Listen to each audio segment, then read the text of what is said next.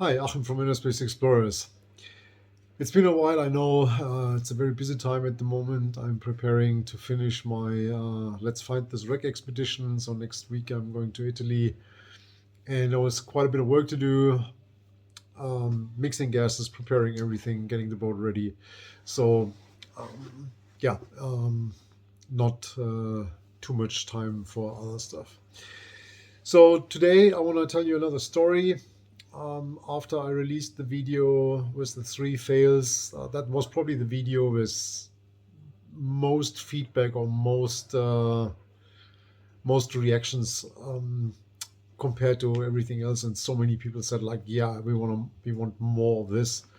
And obviously, there's not an endless amount of stories where I messed up, but there's quite a few things that were interesting and where I can tell you another story. So today I will tell you something about a dive that I did, good question, about 12, 15 years ago. And it was on the wreck of the Graf Zeppelin, which is the only German aircraft carrier ever built during Second World War. It never saw action, so it was actually not finished completely when the war ended. So I think in the last year, it was used as swimming living quarters for soldiers. And after the war, the Russians took it and in the end sank it in the Baltic Sea. So a lot of people have been searching for this wreck for a lot of time. I can actually remember that it was on these list of things where I also always thought like, if we could find that, that probably would be one of the wrecks. And in the end, it was found accidentally by a company that was exploring the floor, the seabed, for the building of pipelines, oil pipelines, gas pipelines, whatever. And they ran over the wreck, and that's how it was discovered. So if you want to know more about the wreck, there is Tomek Stachura, who's the owner of Santi, and I think he's the diver that did most dives on it and explored it really in detail. And he's an amazing guy, super nice, awesome diver, great explorer, and I think he published quite a bit about the wreck. So if you want to Google it, Graf Zeppelin, Tomek Stachura, you will find a lot of information on the wreck. I'll probably put a couple of links in the description where you can check that out. So here's the story. So I was invited on an expedition to that wreck relatively shortly after it was found, and obviously it was a great opportunity for me. So my dive partner at that time, good friend of mine, and myself jumped in the car, drove all these endless kilometers up there to Poland, and went on an expedition vessel and went out to the wreck. So we were both diving RB80 rebreathers, and both had scooters with us. Actually, if I remember correct, Bonex reference, not 100% sure. But yeah, when we arrived there, I think there was a total of 15, 16 divers on that boat. And there was one guy that was also diving an RB80. So the expedition leader said, "Hey, great match. You three will be a team." So my dive buddy, myself, and this other diver. And my dive partner and myself were like, not exactly what we wanted, because I mean, it's an 80 something meter dive in the Baltic Sea to a wreck that you've never been for. So teaming up with somebody that you don't know is something that did not really make us feel comfortable. So anyway, the guy was there alone. We were the only three people diving rebreathers, so it obviously made kind of sense. I actually knew the guy. I met him once before, and we actually did a dive together, just a shallow dive in a lake, but it was not really that I knew him. So yeah, we prepared our stuff, and there was stuff on the boat that was like taking care of the divers, helping them, getting stuff in the water, getting out, and so on and so on. And one of these guys frequently had his fingers on my gear, which is something I cannot stand at all. And I told him a couple of times, don't touch my gear. I'm fine with everything. I'll prepare everything. Don't touch it, especially the rebreather. I don't like that. Anyway, we finally were ready, the three of us. We jumped in the water. And when I hit the water on the RB80 back then, the thing is, you have a certain drop in oxygen percentage due to the way the rebreather works. So what you do is you basically descend open circuit. So you have your BOV like on, which means you're not on the rebreather, but you're breathing through the regulator in the BOV. So you're breathing whatever gas is plugged in. And then at a certain depth, which normally is like 10 meters or so, you switch on the rebreather. So when I switched on the rebreather, I couldn't breathe. I was kind of vacuumizing it. And my first idea was like, it's probably not plugged in properly. So you check the switch block where you plug in the gases. That worked. And then I realized, damn, my valves are closed. So this clown on the boat actually closed all my valves. Accidentally, I guess, but nevertheless. So, but at the same time, you're sinking and you cannot inflate. And it's a bit of a hassle. So it took me a bit to open the valves, check my chicken valves again, check the switch block again, and finally made this rebreather work. My partner was sinking together with me and I was like, what the heck's going on? And so I think we had everything ready and stable in 15 to 20 meters or so. We looked around, third guy was gone. So it was super dark water, but clear. And we saw along the down line, we saw this tiny little bit of light far down. So the guy was actually on the wreck while we were still at 20 or so. So yeah, not exactly what you want from a team. So we descended as fast as we could, met that guy on the flight deck of the aircraft carrier. The Zeppelin sits on its keel and has a slight tilt to the port side, if I remember correct. And you hit the wreck in the 80-meter range. So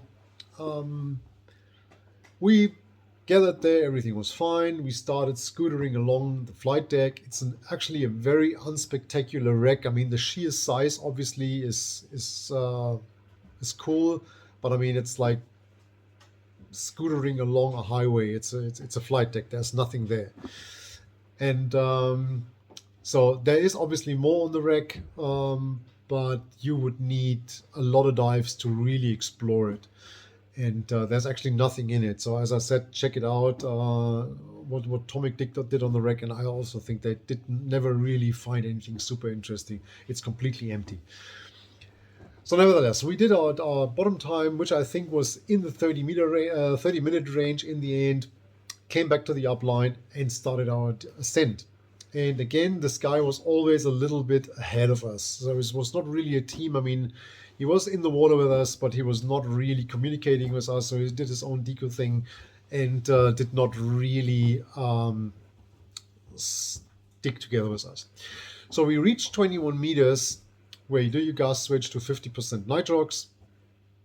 And this is when things got really interesting. So normally you watch each other doing your gas switch, right? There's a procedure. You say, you watch me, I'm switching gas. You want your partner to confirm the tank that you pick. So you switch to the right gas. You want him to watch your switching procedure, that everything's fine. And then the other one's switching to that gas, and then you start your decompression. That's how it normally works. So I just saw this guy switching gas. So I went a little bit closer. I mean, even if he didn't ask me to watch, I just wanted to make sure he's fine. So he switched to his 50%, and after like 2 or 3 breathing cycles, his eyeballs rolled back, he lost his regulators, and he became unconscious. So you have 80 meters of water below you. You still have quite a bit of decompression to do, and this guy becomes unconscious right in front of you. Not what you want. So I rushed to him, got a regulator in his mouth, in front of his mouth, tried to stabilize him. He kind of regained consciousness. He was not like completely off, but he was clearly not responding to anything. So it's super passive. So I got the line, I got the guy, and at that moment I heard a loud behind me. So I looked around and I saw my partner disappearing in a cloud of bubbles. He had a ruptured hose. So one of the hoses, so when he gave, he was he switched before, and the hose that was feeding the 50 in his rebreather actually exploded. So I had this unconscious guy in front of me, the line in one hand, trying to stabilize the guy. My partner behind had his exploded hose.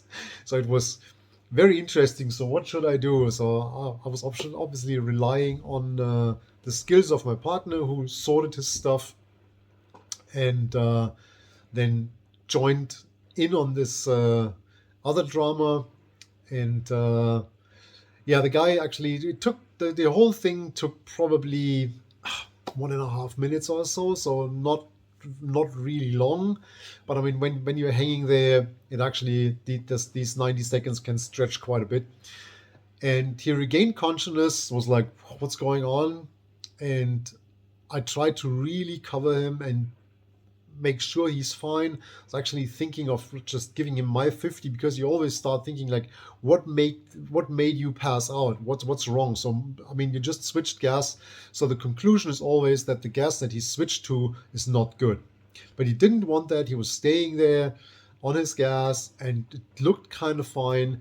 And he said he doesn't feel well. He wants us to ascend. And I was like, I have like 40 minutes of deco or something on the wall. I'm not gonna cancel that deco. It's not gonna happen, and you better stay with us. But he said no, he's fine. So he actually started a relatively fast ascent. I mean, not like rushing to the surface, but he clearly skipped quite a bit of deco on 21%, and then started to move up in the water column. And I mean, we did our normal deco, so we were not able to catch up with him. And I just saw him switch gas again at 6 meters, and I was like, oh, if he's going unconscious, he's probably falling back down to us. But that worked well. And so in the end, he got out of the water quite a bit before us. And on the surface, he actually went on pure oxygen and was drinking, blah, blah. Fortunately, he didn't develop any signs of DCS, magically, whatever. And we left the water, I think, 40 minutes after him or so. And the first thing he asked us when we approached him was like, hey, are you okay? And he said, yeah, yes, all fine. When are we going back to the wreck? And I was like, we're not going back on the wreck, my friend. Whatever you do, we are done. And we, in fact, didn't do a second dive. Actually, one of the reasons, I mean, first of all, I was not really impressed by the wreck. I was like, okay, been there, seen it. So it was not really my thing. And the other thing is, I definitely didn't want to dive with this guy again. And he was obviously ready to go again. So he teamed up with another set of people, and like 4 hours after that, did a second dive, hit the wreck, and passed out on the wreck. And one of the guys from this other team, fortunately, was able to take care of him and get him back to the surface safely. He regained consciousness again on the way up. We never figured out what was wrong with this guy. We afterwards found out that it was his first time diving in salt water, and it was the first time for him to dive in cold water.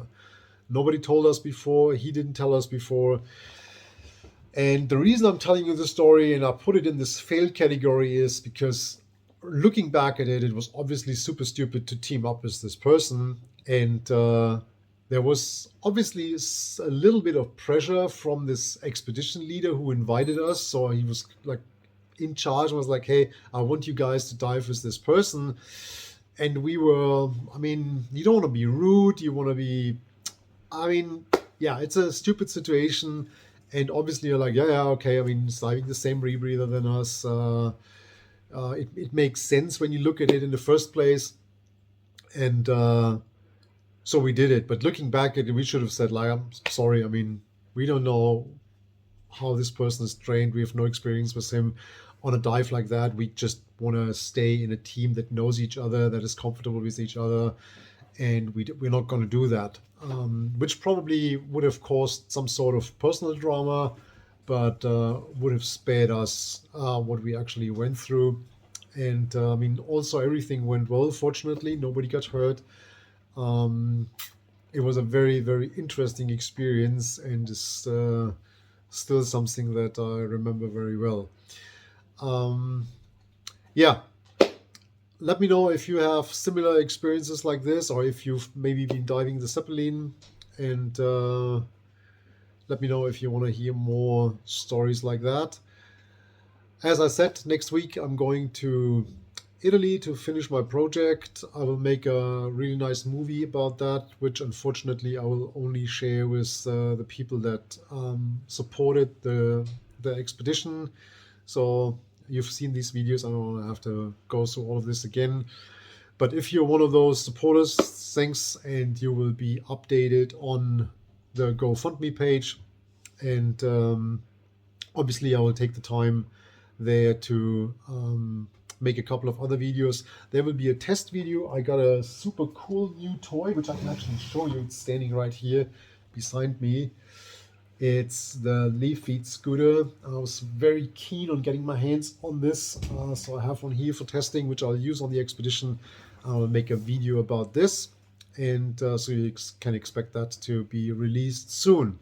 Other than that, take care, have a good time, stay safe, and I'll see you next time. Bye-bye.